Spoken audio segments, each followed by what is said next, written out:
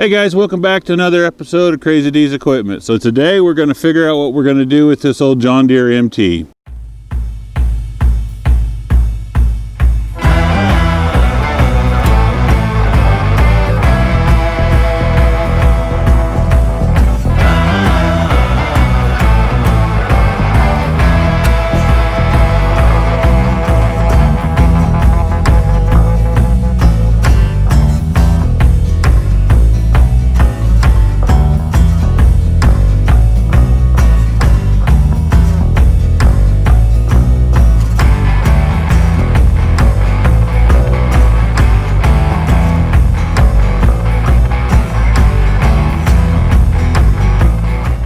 So guys, before we look this thing over, let me give you a little backstory on this thing. So I picked this up on an online auction. It was down in Oxford, Kansas. Thorogood Auctions, and I don't know if I've talked about them before, but I buy a lot of stuff from them online. And there was an auction there. It had several antique tractors on it. We bid on a few.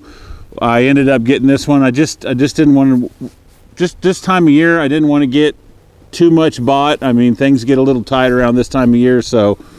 But I happened to end up with this one. We gave $172 for it. It is pretty rough, and that's where we need to make the decision. Is this thing worth being a project to fix it up, or is this a parts tractor, or is this thing just pure scrap? So we're going to do a walk around, talk about everything that I found on it, some things the doc pointed out to me that I missed, and stuff. But you know what, before we start that part, you should see this. This is how we had to get it off the trailer.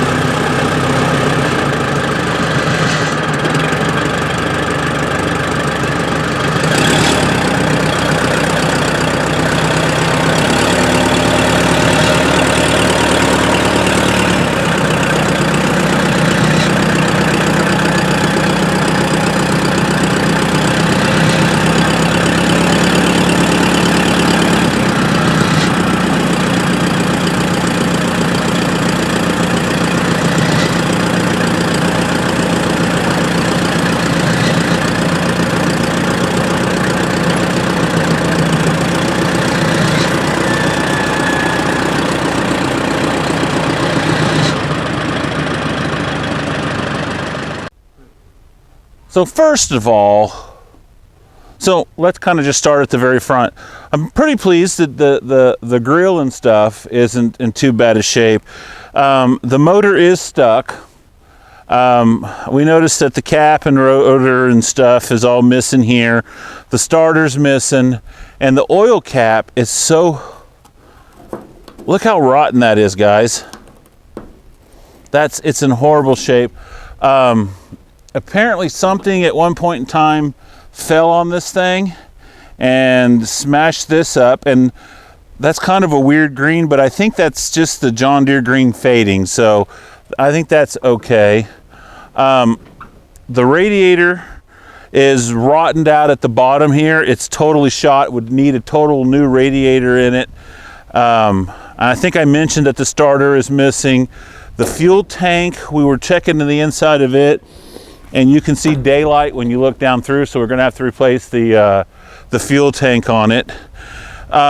There's the rear wheel on the other side of the tractor there is locked up tighter than the drum. I don't know if it's brakes or something in the rear end or something, but that's why we had to unload it the way that we did. If you keep walking back here, the transmission will go into one gear, but nothing else. So I'm sure it's a total tranny tear down, new bearings, new everything. And the doc is behind the camera right now making funny faces when I say that, because he hates doing that stuff. But if we move around to the back side of this tractor, before we get there, I'm gonna need rims And the sad thing is this is a really good tire at one time. There's still little bits of bead on it. It wasn't used very much, but the calcium ate the tire out. The tire set flat. The sidewall's cracked, and I hate seeing that crud.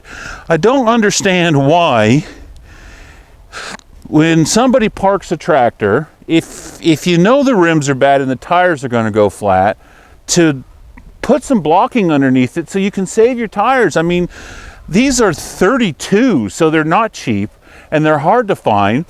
I think you can find them in the Miller catalog for something like $350 a piece.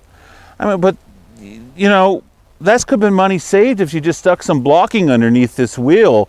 You wouldn't need to spend another I don't know. It just makes no sense to me when people do stuff like that. But you know what? To all their own. We were able to scoot the wheel in to be able to get it on the tire on this side. We couldn't even break the bolts free on the other side. But if you come around to the back side of the tractor, if you look down here, you see this axle on this side of the tractor has been broke off at one point and welded back on. And that's, yeah, I don't know about that. If you come over here, we definitely got a seal out or something. We're linking oil down there on that side. This is the wheel that we couldn't get off at all, or couldn't get to slide in at all. So the bolts are froze up. But the upper area up here is not in bad shape. Everything looks like it's there, like it's supposed to be. I mean, the levers, or this one's tied up to keep you from dropping the back end, but you know, stuff moves. I mean, besides whatever we're gonna have to do to the rear end. And then you keep coming around here, you'll find on this wheel here another rim that's rotted out, another tire that needs to be replaced. But you know, tires on a tractor this old, that's normal. I mean, and I'm not upset about that at all. It's just finding these rims are going to be kind of fun. I found a place that has blanks, and you have to have the center welded in on the press rims. So we'll see what we're going to do there.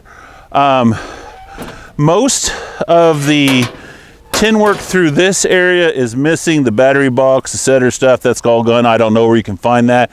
You might be able to find that somewhere else, but I do have a door. The tin work up top's not too bad. It's salvageable.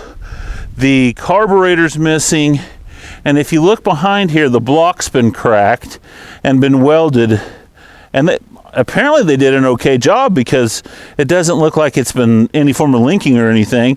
You pull the dipstick out of curiosity, and you'll see that that thing hasn't had oil in there in 20 years. And the doc found the drain plug laying on the tractor when we loaded it.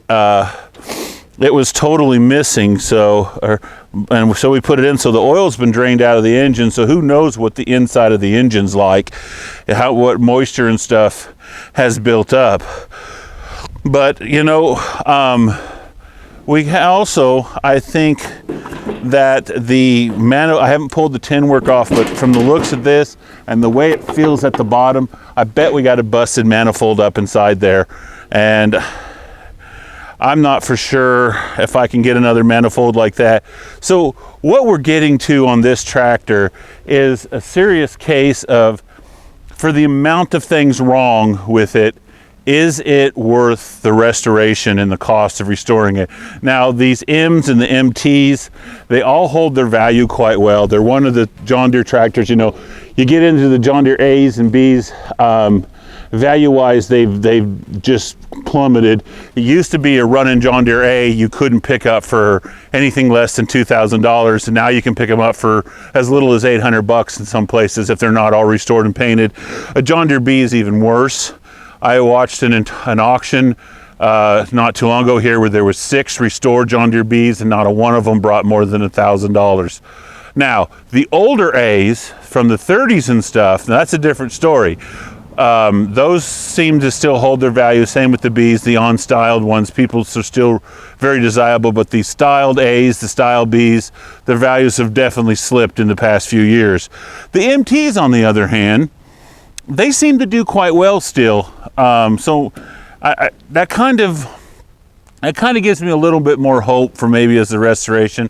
What I'm morally thinking on this tractor is this thing might go back in the row of sad stories, and this one here might be used to fix another MT or something.